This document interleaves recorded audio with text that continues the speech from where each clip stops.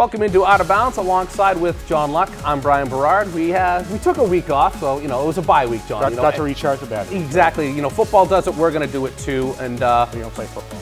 Sure we do. I mean, we're built like offensive line. Exactly. We're just defensive. All right. You know what? It still counts, though, right? It still counts. Okay.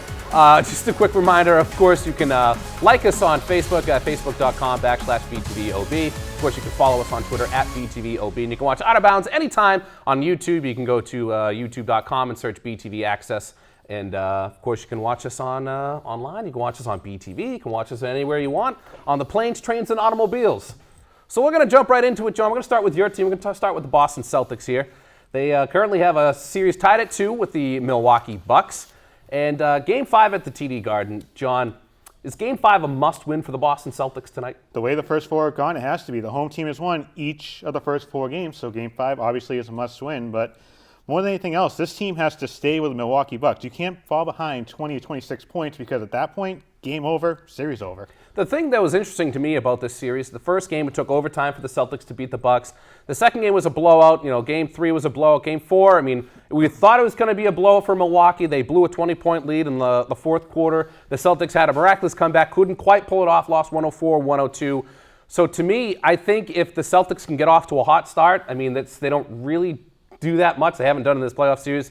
Then again, of course, and we'll get to the injury stuff later on, but I think it's really important. Not only did the Celtics win this game, but they have to get off to a hot start. Well, a lot of people forget that the Celtics are actually up by 12 at the end of the first quarter of Game 1, but it was the second quarter that was the Celtics' kryptonite.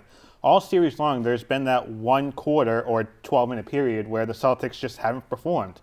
Game 3, it was really the 6-minute mark in the first quarter till the 6-minute mark of the second quarter, give or take. Game 3, it was the second quarter, or Game 4, it was the second quarter that the Celtics had the wheels fall off. The Celtics need consistent effort from all their guys. That's the only way this team's going to win. And if they want to make it far, that's going to continue to be the only way they win, is by equal ball distribution, get points to Horford, Rozier, Morris. Jaylen Brown has been outstanding this series. He's the only reason the Celtics are actually in this series right now. Yeah, the interesting thing also about the Eastern Conference, I believe every series except for that Philadelphia series is tied. And, it looks like the 76ers are going to be well on their way to get into the semifinals. But, John, if the Celtics, let's say if they lose that home court tonight or lose on the home court and you go back into Game 6 in Milwaukee, do you think that the Celtics have the mentality to go into Milwaukee and even up the series if it comes to that? Do they have the mentality? Yes. Do they have the ability? I don't think so. Going back to what we were talking about the series as a whole, the first 2 games they didn't have Thon Maker. And the Milwaukee games in Milwaukee, they did. He's been a difference maker, no pun intended. 24 minutes in Game 3, 5 blocks. 31 minutes in Game 4, 5 blocks. He really clogs up the paint. So a player like Jaylen Brown or Marcus Morris that really they need to get inside the paint, those mid-range jumpers. He's there to block it and send it into the crowd, which is a real mental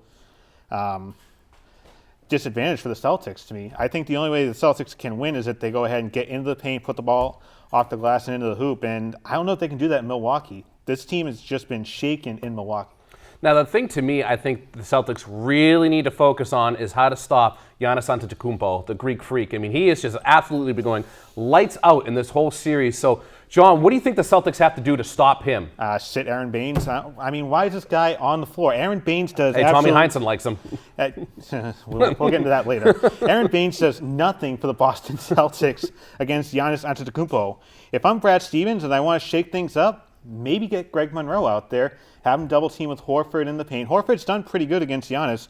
Antetokounmpo, he has had a few shining moments, but he's only averaged 28 points a game. And just a measly 28 points. Well, coming into the series, a lot of people thought that he'd go off for 35, 40 points a game, but the Celtics have done pretty good at keeping Giannis at bay here. But you also have Chris Middleton. You also have Jabari Parker and Malcolm Brogdon, who's really surprised a lot of people. Started off on the bench at the start of the series. Now he's in the starting lineup. That starting lineup of Antetokounmpo, Middleton, and Brogdon, really concerning as a Celtics fan because then, like I said, you have Maker coming off the bench. Yeah, it's really interesting because I figure, you make sure that you don't let him get into the lane. You make him take those shots, but he's been shooting lights out. So it's really tough. You got to make life almost hell for Antetokounmpo here, or else he's just going to keep lighting you up. And it's if you're Boston, you have to force someone else to be that difference maker. I mean, kind of like the Bill Belichick and the Patriot way. You take out your best player and you make someone else beat you. The issue is Milwaukee's always had the answer, especially the last couple games here. Even going back to games 1 and 2, they've had an answer. You stop Antetokounmpo, he can pass off to Middleton. Middleton can shoot the three. Jabari Parker's trying to play for another contract or get traded at Milwaukee, so he's playing lights out. I mean, even Dellavedova defensively, if you stop Antetokounmpo, there's always somebody there to help him out and keep Milwaukee in the game. I think they've only gotten better as the series goes along. Now, and so we'll focus a little bit more on the Boston Celtics here. I need to see more out of Al Horford and Terry Rozier. I know they've pretty much been the whole team, but to me, Al Horford, he's not a guy that's going to win you the series. He's a guy that's going to win you a game here and there, but he's not going to win you a series. I want him to prove me wrong tonight.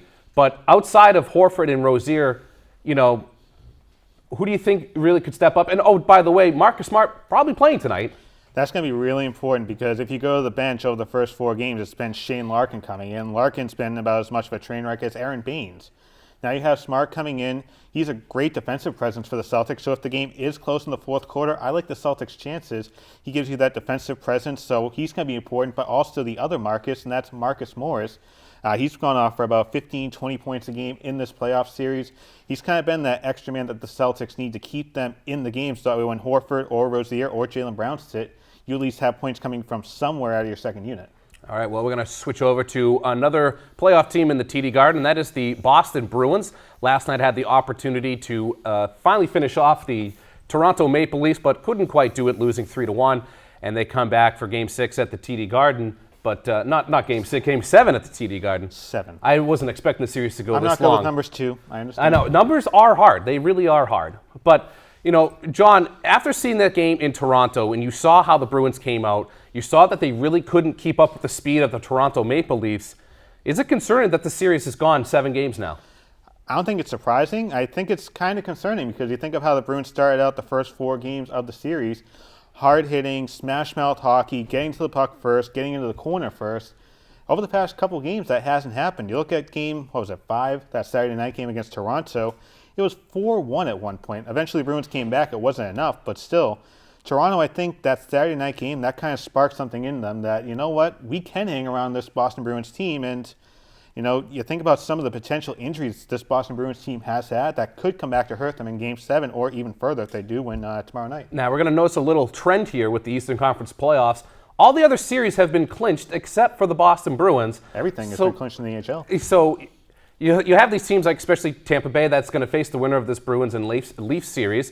And they're kind of sitting on the couch. They get to see the Bruins play a couple, you know, you get to see some film on them. And, oh, by the way, you get that rest. But, you know, I really do not believe in this Boston Bruins team to win Game 7 at home. And I absolutely do not want to hear the excuse of that they're young. It's not like Toronto has a bunch of, you know, veterans on their team. They're also a very young team. So I do not want to hear the excuse that the Bruins are young. This team, to me, like I saw them last night and I said, this team is gutless. They remind me of the Toronto Raptors in the NBA. They just don't have the mentality to win in big situations. Tuukka Rask has 1 win in his career in a Game 7. 1 win! How do you expect a team like the Boston Bruins, who all they had to do was win 1 game to be the number 1 seed in the Eastern Conference? They couldn't even do that. That, to me, is the more concerning thing. Down the stretch, you need 1 freaking win, John, to clinch the number 1 seed in the NHL Eastern Conference, and they couldn't even do that. People say, it's just the Maple Leafs. Yeah, they're young, they're inexperienced. They're going to go on to the Stanley Cup. John, I think this team is almost fake. I mean, they went on a run, and they peaked too soon. I think you just saw a team that came together, and they meshed really well. And towards the stretch, they kind of played like dog crap.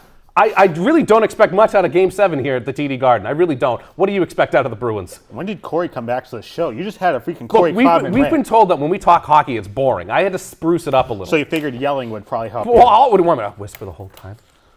Sometimes you sound better when you don't talk very loud. Oh, wow. All right. But you bring up the youth about this hockey team. It also comes down to the top line, the Marchand, Bergeron, Pasternak line, because the top line should go out there and they should win you games. They've only scored, once over the past couple of games.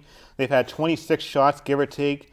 It comes down to your veterans in Game 7. You're going to need a lot of help from your rookies. I've been pretty impressed with Jake DeBrusk, but still, you have other rookies in there. You have Tommy Wingels, who hasn't done really anything in this series. So, to me, I think it comes down to your veterans more than your rookies. I mean, granted, this series has been great experience for the rookies, it comes down more to your veterans, your Marchands, Bergeron, Chara. I mean, this is a big moment for Tuukka Rask. If he wants another big deal, he needs to go out there and win Game 7 of this series. And you go back to a few years ago, Toronto and Boston, remember how that series ended. That could be a spark plug in this Game 7. If you go ahead and get the Garden rocking, that could be the spark plug you need to blow by Tampa Bay, blow by Washington or Pittsburgh, because they're going to, take each other out. So this could be the spark plug to a deep playoff run for the Boston Bruins, I believe. It certainly could be, but I just do not trust this team. I just don't think that they have the mental fortitude. Oh, yeah. Toronto's mentally stable, right. I'm not saying that Toronto is going to go on a run. I'm not saying the Leafs are going to finally win the Stanley Cup. I didn't either. I just said. But I just don't think the Bruins have what it takes mentally to make this run. I mean, you have an opportunity to go into Toronto, a place that you've clearly proven that you can win because they won Game 4 in Toronto, and you're sitting there and you're going, you're going to come out and play like that? They played flat. And then you saw Tuukka Rask out there flopping around like, he's a soccer player just trying to catch anything. Granted, he made some tremendous saves. He really did. But that second goal that he let up was weak. That was a very weak goal. And of course, it doesn't help that there's a turnover right in front of the net. But I just think that Tuukka Rask is he's fragile. He just cannot handle it. That's been the big thing on him all these years. It comes down to the other players. How do they perform around Rask? If someone goes ahead and sprays snow at your goalie, you're going to go ahead and beat the crap out of them. Nobody's done that for the Boston Bruins. I believe that. But what the unfortunate part with Tuukka Rask is, Claude Julien was afraid to kind of push the buttons with Tuukka Rask, and you go, okay, maybe he just kind of needs that space. And then Bruce Cassidy says, no, you're not going to get away with that here. I'm going to push every freaking button that you have, and that's still not working. He's your starting goalie. He's your ride or die. You have to ride Tuukka Rask in this series, and I think that he's going to get it done in Game 7. I think this could be a turning point. I just don't think it is. But so let's say if the Bruins don't win Game 7 and Toronto comes back and wins the series, is it time for the Bruins to move on from Tuukka Rask? It might be. It comes down to what you can find on the free agent market. It comes down to what you can find on the trade market. I don't know what he has left for a deal, but if he has a couple years left at the salary that he has, it's going to be difficult to get rid of a goalie like Tuukka Rask. You're going to have to eat up a lot of money. And then once you go ahead and sign a goalie, you're not going to be able to get a top-shelf goalie. You're going to get maybe a second or third-tier type of goalie as your starting goalie with Anton Khudobin. So you have to weigh your options about what you have on the market before you go ahead and do anything with Tuukka Rask. Okay. And keep him away from the Buffalo Wings, too. True, very true. If the Boston Bruins do pull out the Game 7 victory, how far do you see them going into the playoffs? Is it second round or semifinals, conference finals, or Stanley Cup finals? Like I said, if they can get by the Toronto Maple Leafs, this is a team that has the potential to make a deep playoff run. Now, you also have to worry about your injuries. Bergeron with that upper body injury. Charlie McAvoy, there's something going on with his knee. He hasn't exactly been taken off as far as speed goes, so that's something interesting to watch. But I think they can squeak by Tampa Bay. It's going to be a dogfight, I think. Then if you can get to the conference finals, you're taking on a Washington or a Pittsburgh team that just went through a 7-game thriller against each other. Maybe you can hang around with them. I think if they can get by Toronto, this is an Eastern Conference finalist. I totally agree with you because I feel like Tampa Bay, they don't have the mental capacity to make a deep run. I mean, we've seen it this whole season. I mean, Tampa Bay just cannot win in Boston. Granted, they are going to have home ice, but I think the Bruins can easily, maybe not easily, but I think they definitely can go down to Tampa Bay and steal a game down in Tampa Bay. I do not see the Lightning coming up to Boston and winning a game. I think Tampa Bay and Boston, they've been building their rosters around this potential series, which is going to be interesting to watch. If Boston can pull off the Game 7 victory, I think we have a great Eastern Conference semifinals on both sides. Well, we got some very important playoff games here for the Celtics and the Bruins. On the other side of the break, we're going to talk a little bit more about the Patriots because, of course, some more details have come out about Rob Gronkowski and Tom Brady. Of course, we'll also talk about the unfortunate Red Sox mishap that happened against the Oakland Athletics. Don't go anywhere. More Out of Bounds right after this.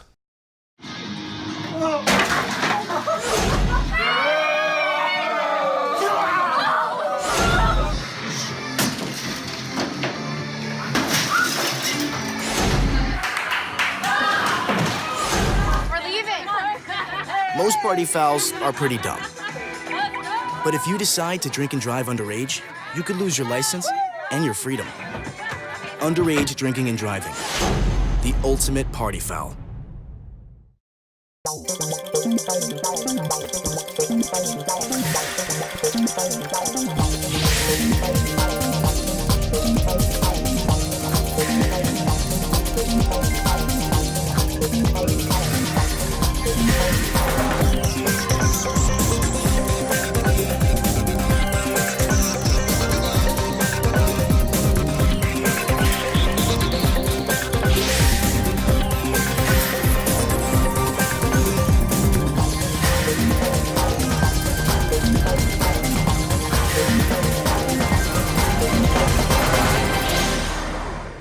All right, welcome back to Out of Bounds. Alongside with John Luck, I'm Brian Berard. Talked about some Bruins, talked about some Celtics, and now we're going to move on to the New England Patriots as, yes, even more details have emerged. This is fun. It really has. I mean, this right here is a soap opera, like the New England Patriots offseason. You just don't want to turn away. So last week it was said that, Adam Schefter reported that Tom Brady hasn't really committed to the 2018 season, and he didn't really do much to, null those rumors. And then his agent, Don Yee, comes out and said, yep, Tom Brady's committed to this season. You go, whoa, what's going on here? And then, of course, Rob Gronkowski comes out and promotes motocross at Gillette Stadium. He's obviously asked about those questions, and as Gronk typically does, provides you nothing. So, John, we're going to do a little bit of Patriots update.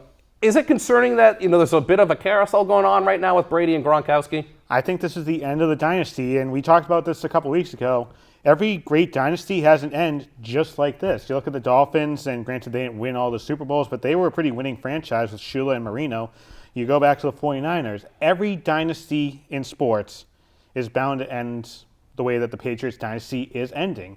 I think Tom Brady is coming back for 2018. After that, I think that this year is probably his last year as a Patriots quarterback, one way or another, because eventually Bill Belichick is going to be forced to trade either Gronk or Brady, because this whole Alex Guerrero thing, which is what's sparking the Brady, Gronk, Belichick, Kraft, big square issue thing there, it's all because of Alex Guerrero.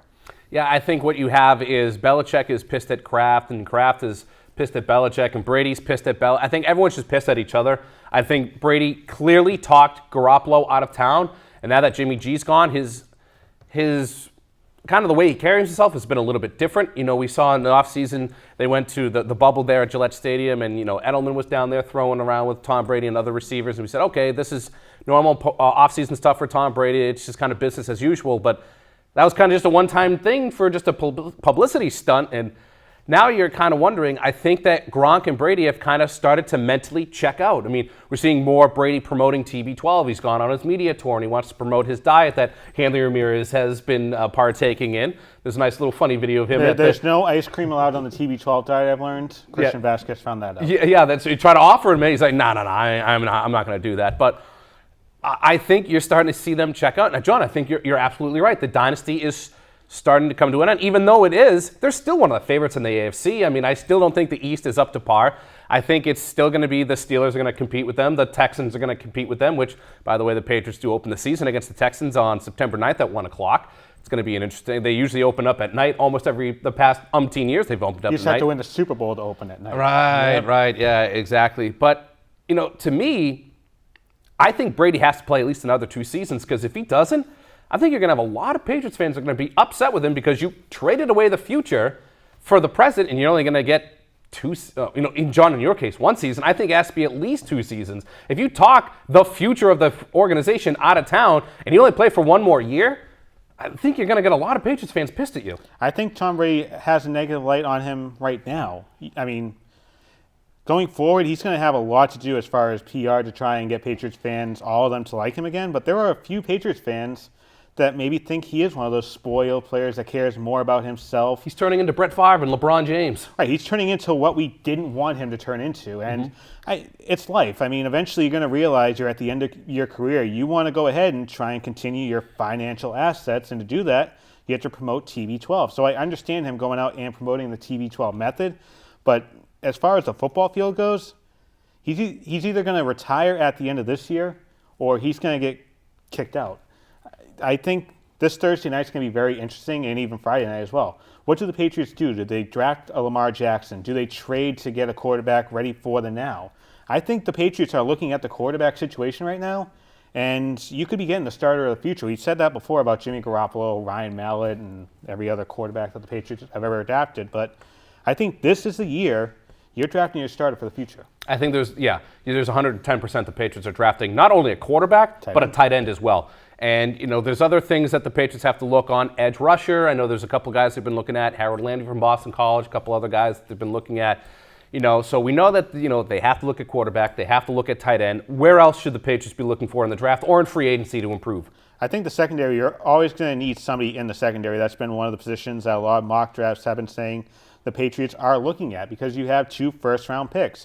And I think that's a very interesting thing here. Do you trade for both first-round picks to move up in the board for a quarterback or maybe a tight end? Is there anybody up there in the top 5 or 10 that you can maybe move up for? Or do you go ahead and stick around at 23 and 31? Get your quarterback at 23, get your secondary player at 31, and just fill out the big uglies in the battle of the trenches at the rest of the draft. I think you need to look at edge rushing. I mean, outside of quarterback and tight end. I think the secondary, with Jason McCourty coming in, it'll suffice. I mean, we've seen that this Patriots team, especially in 2011 with one of the worst defenses ever, still went to the Super Bowl and lost on a bullcrap catch. But the big thing is, who's your defensive coordinator now? Those years you had Matt Patricia for that bend, don't break defense. Now you have Brian Flores and the kind of backdoor defensive coach deal. Well, I mean, a lot of people in the NFL have really high praise for Brian Flores.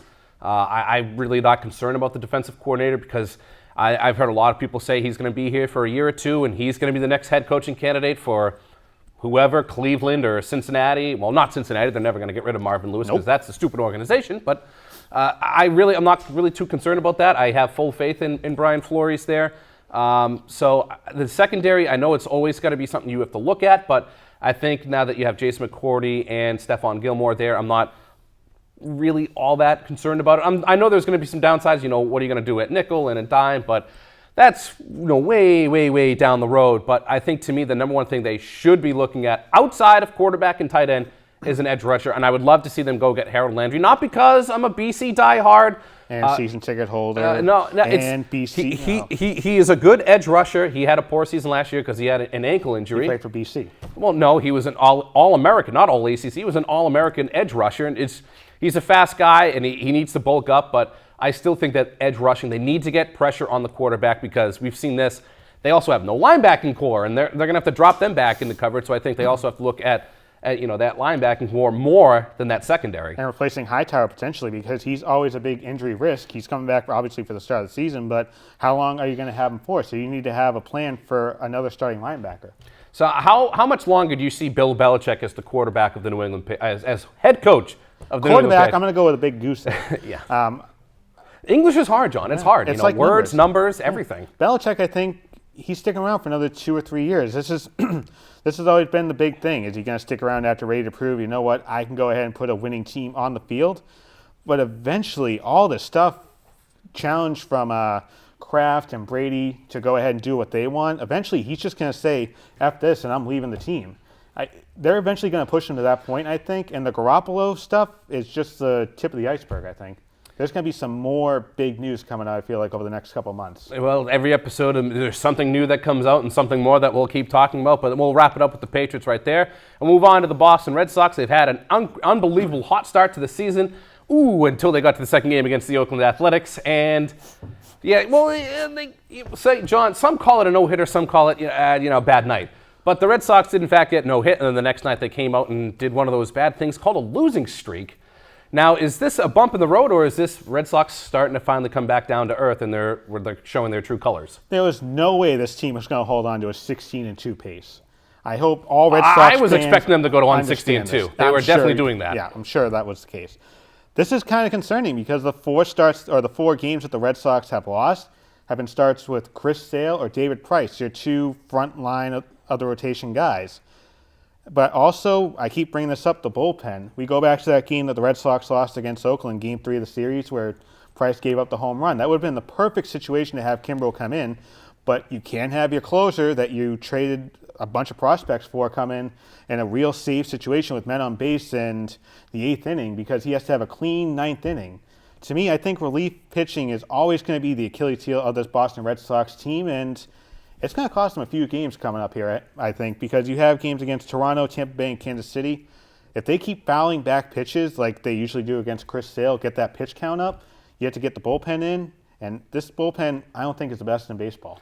It's not, but luckily they have a comfortable lead in the American League East right now as they have kind of distanced themselves. But you're right, this bullpen is very questionable at the moment. Yeah, I mean, outside of the back end, I trust Barnes, I trust Kimbrel, but to get there, it's a really shaky road. I mean, Walden and Pointer and Hembry, and it's Smith? It's a very questionable road that the Red Sox have. That's why you need pitchers like Chris Sale to go 7 innings, David Price to go 7 innings, or Rick Porcello to go, the 7 innings. But, you bring up David Price and it's starting all over again. How long is he going to last this season? It got too cold for him, so he couldn't feel his fingers. But you know what? Game 3 against Oakland, that was more the offense, not getting to the pitcher. I mean, for a while, he only gave up, 1 run, I think, through the first 5 or 6 innings. Then he gave up the home run. Eventually, your offense that put up 10, 12 runs every night, they go out and they get shut out, no hit by the Oakland Athletics. It comes down to your offense as well. You can go ahead and put a bunch of the blame on David Price. I don't put all the blame on David Price. He is reverting back to himself as far as complaining goes with the injury and all that, or injury. But besides that, it comes down to your offense. How do they back up their starting pitcher? Chris Sale had the same issue. Well, John, if you let me finish my sentence, I would have went on to explain. Sorry, but you just had to jump right at me. We were debating because, remember, we have to yell at each other, I Brian. apologize at the middle of my sentence, interrupting the beginning of yours. You should apologize. I am deeply sorry. But as I was saying, we see this every year with David Price, and he can't pitch in the cold. Yes, I know the offense is going to score 15 runs every single game, but there's also times where you know that your offense isn't doing it for you. You still have to step up.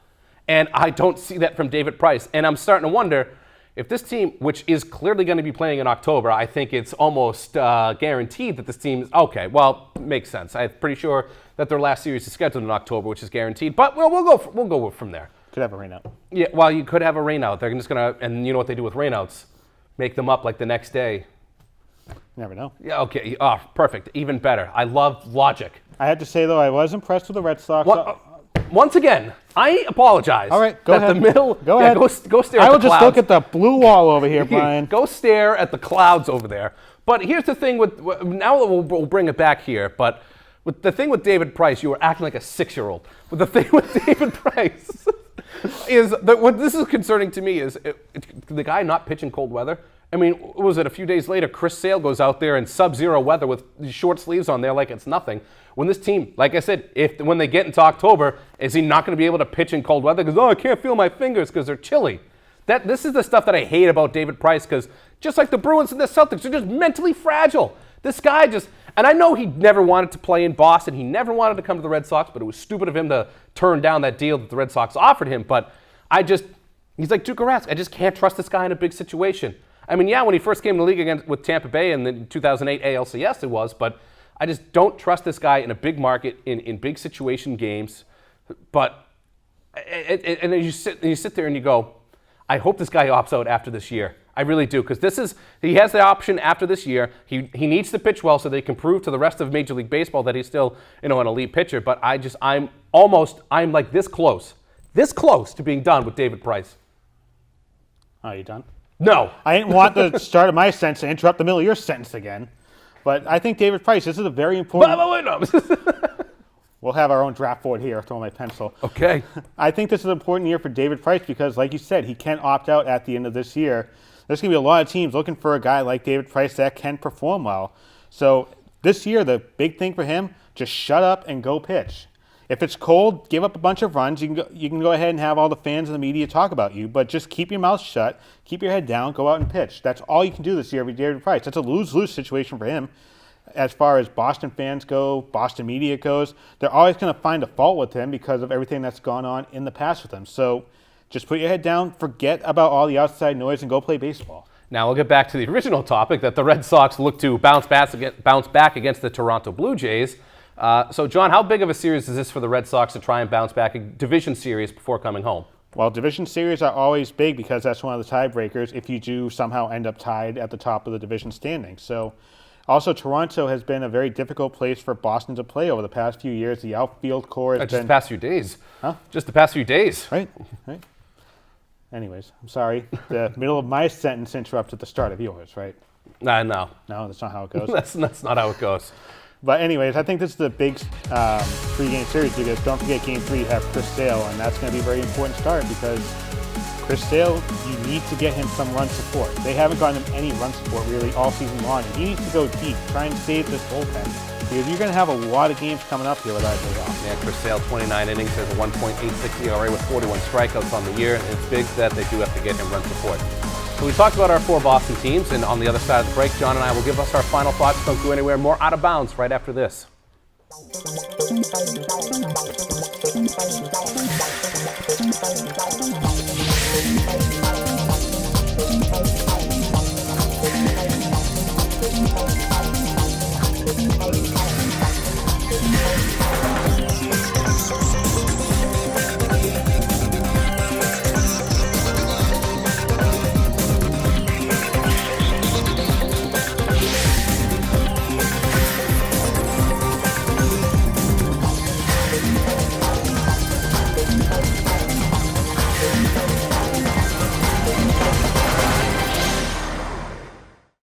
One day these rats were playing in the woods. Wanted some matches and that's no good. Listen to smoke before you give it a try. Only you. Don't play with matches. Don't play with fire. Cause there's nothing very funny about rigged out life. Nothing very nice on a homeless mind. So if a gorgeous force is what you desire, don't play with matches. Don't play with fire. Only you can prevent wildfires. Fire. Welcome back to Out of Bounds alongside with John Lutz. I'm Brian Berard. It's time for our final thoughts. So, John, take the floor. I get the floor? Cool. You get the whole set if Just you as want long it. as you don't yell at me like the last time. We're going to give you the whole set. So the Miami Marlins CEO Derek Jeter, the owner Derek Jeter, was in an interview with Brian Gumbel on HBO, and Gumbel called the Marlins owner mentally weak because everybody's been saying that the Miami Marlins have been tanking. And he was afraid to say tanking for some reason. I don't know why, but the Marlins are tanking. It's okay to say it. It's not one of the 7 deadly words or 7 bad words that you can say on television that George Carlin told us about back in the 70s. But tanking's okay in sports because you're building for the future. You look at what the Houston Astros had done. They tanked for years. They finished every season at like 50-112 or something like that. The Marlins, they go through this. The couple of World Series championships they won, the next year, they blew it all up. Now, I understand that trading Giancarlo Stanton, Marcell Ozuna, Christian Yelich, those are big names for Marlins baseball fans, if there are any that are below the age of 80. But this is working for the future. You get your draft prospects, and within the next 5-6 years, you're going to have a team that can contend again in the NL East. The NL East historically has been one of the worst teams or worst divisions in baseball. Now, if Bryce Harper leaves, he goes to another division, anybody can win the NL East. And I think the Marlins, with enough time, they can go ahead and they can put a product on the field where you can attract a free agent. Tanking is not a bad word in sports. It works out. It's worked out in other sports as well. You look at the Las Vegas Golden Knights. Technically, they tanked because they didn't have a team, but they swept their way to the... How does a team that doesn't exist tank? you know what? Vegas just tanks anyway. Oh, right. Yes. Okay. Anyways, so Derek Jeter, if he just keeps going at this, he'll be fine. He's another David Price because nobody said a bad word about him in New York City, I don't think, except maybe his off-the-field activities. But now he's in Miami. He's an owner. There's going to be a lot of backlash against him in the future. And I think within the next 5-6 years, they're going to be in the playoffs again, and this tanking problem is going to be gone for the Miami Marlins. Well, yeah, it's a very common thing with the Miami Marlins, then the Florida Marlins, to go on these big runs, blow up the team, try to make some money, whatever, get your draft picks, and then come back up. Kind of a Tampa Bay Rays type of deal that we're seeing here.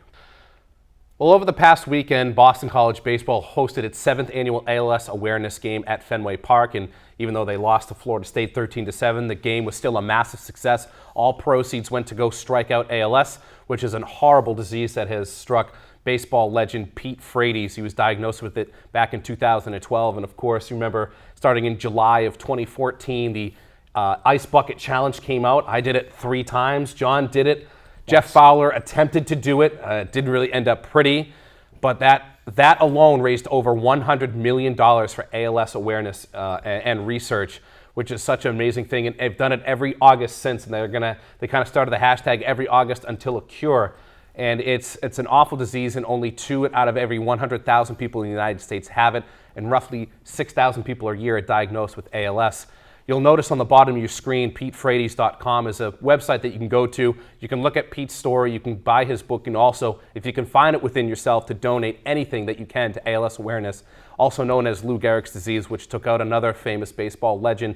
You remember the speech that he had way back in the day, you know, he's the luckiest man alive, and it's an awful disease. And it was a tremendous event. I was so glad that I got to go to it, even though it was a little chilly in the shade there and the wind that came through.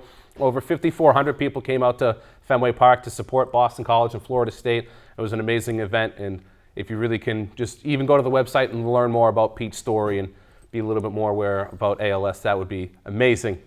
So of course, don't forget, you can watch Out of Bounds anytime on YouTube. You go to youtube.com, search BTV Access. You can like us on Facebook at facebook.com/BTVOB, and you can follow us on Twitter at BTVOBs. Once again, for John Luck, I'm Brian Berard. Thanks for watching Out of Bounds.